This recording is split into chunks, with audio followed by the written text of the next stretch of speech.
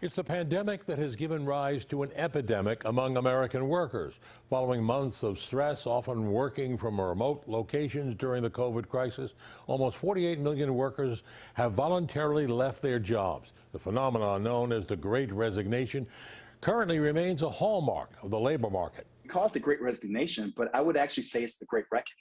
Employees maybe around 2020, 2021 came to the idea that they had had enough. Labor consultant Jason Greer believes that this phenomenon was a long time coming.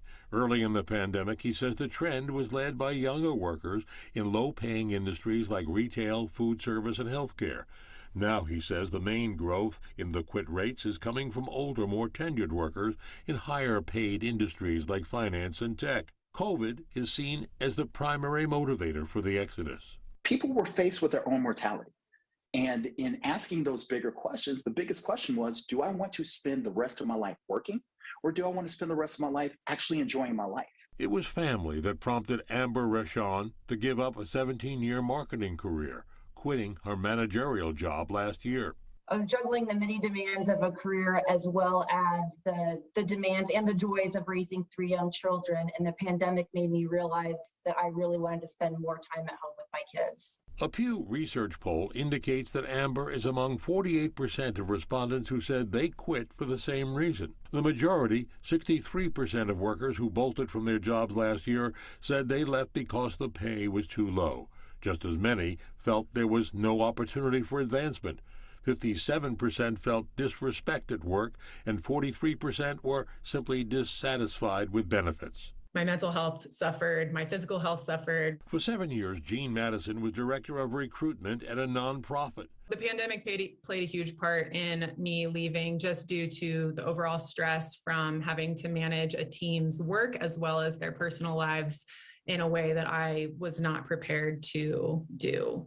She has since started her own consulting business.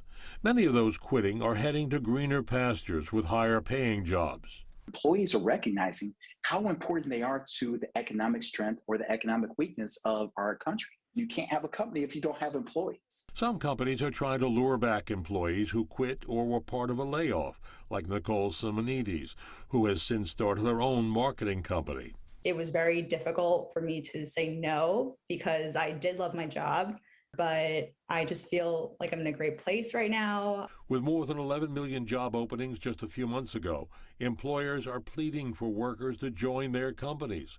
Consultants say it'll take more than higher salaries to get them. People will work for money, but they'll die for respect and they'll die for recognition. Learn how to respect, learn how to recognize, and you will keep your employees. Labor consultant Jason Greer told me he doesn't see any immediate end to the Great Resignation because he says employers are still feeling the pain of trying to get workers in the door, while employees are reaping the benefit of seeking to get higher wages and better deals. I'm Marvin Scott, Pix 11 News.